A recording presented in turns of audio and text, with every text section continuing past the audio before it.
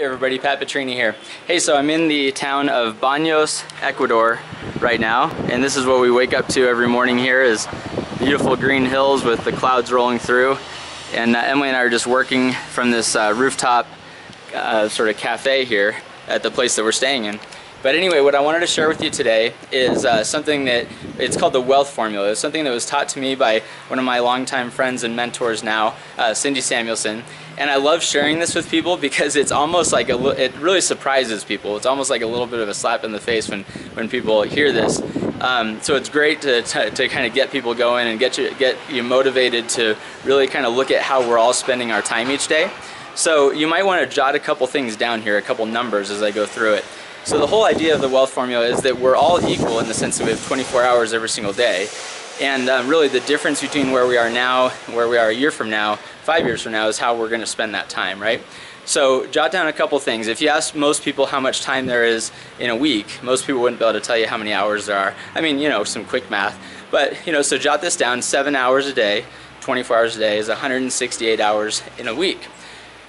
So we've got 168 hours total. Now, there's a few things that, you know, generally that most people kind of got to do. So we got to block out some time for the things that got to get done. For example, we need to sleep. Unfortunately, I've tried to fight that all my life, but we do have to sleep. We've got to have some relaxing time and some recreation time, time with friends, family, things like that. And then we also need to, of course, pay the bills. If we're not already running our own business or kind of financially independent in some way, we've got to kind of pay the bills while we're working on our dream, whatever that may be. So, first off, sleeping. Let's go ahead and give you 8 hours a day to sleep. And I know most people are like, I wish I got 8 hours a day, right? But just let's go ahead and give you 8 hours every single day to sleep. So 8 times 7, 56. So jot that down, 56 hours a week to sleep.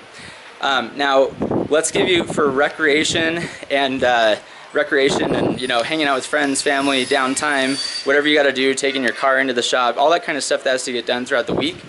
Let's give you 6 hours per day to do that.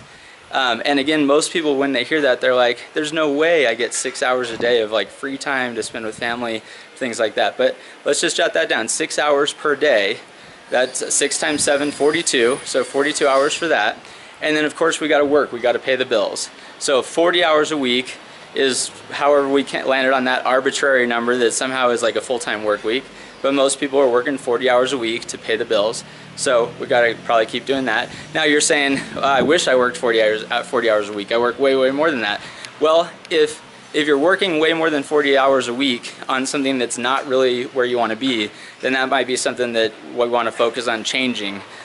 You know, because if you want to build something outside of that and build another business or whatever it is that your dream is that you want to work on, we got to create some time for that.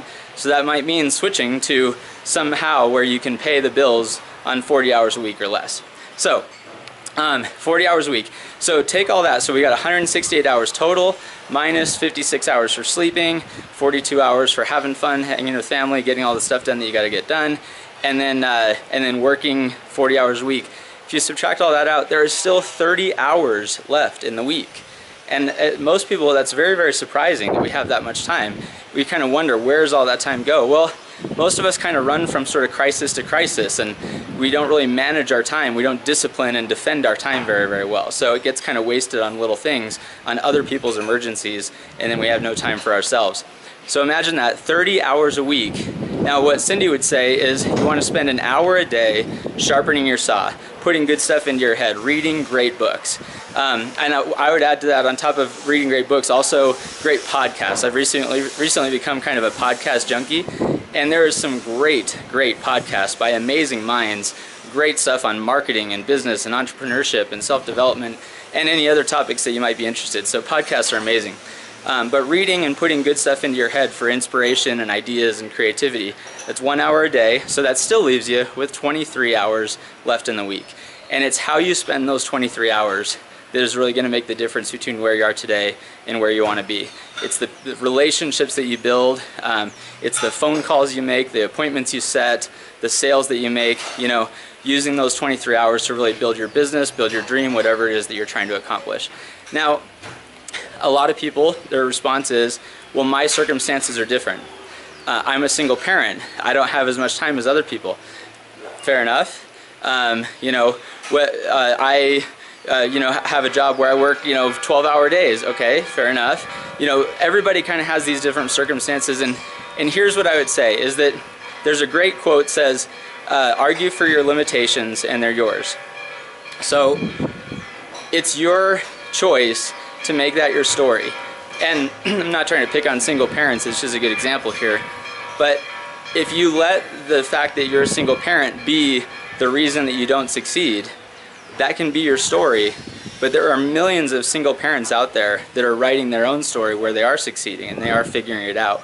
And by the way, whatever your obstacle is, single parents is just the first thing that came to mind.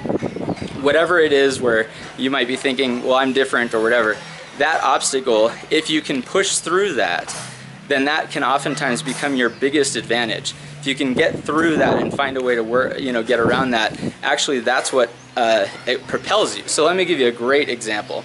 A lot of you have probably seen on YouTube the guy Nick Vujicic. He was born with no arms and no legs. Today he's a successful speaker, real estate investor, entrepreneur, investor, really amazing guy. You can find him on YouTube. And he's actually said that not only is he successful today because he was able to overcome his challenges that he was born with, but he's actually successful because he was born with those challenges. He wouldn't be the person today if he wasn't born, that he is today, if he wasn't born with those seeming disadvantages of having no arms and no legs. It's that seeming disadvantage that actually gave him the opportunity to overcome that, which is why he is who he is today. If you're a single parent, and again, that's just one example, but by overcoming that, you could be writing the book on how you overcame it as a single parent. You could be up on stage talking about how you overcame it as a single parent. Getting through that obstacle could actually be what propels you once you're on the other side of it. So anyway, thanks a lot. Hope you enjoyed the wealth formula there, and thanks for listening. See you on the next video. See ya.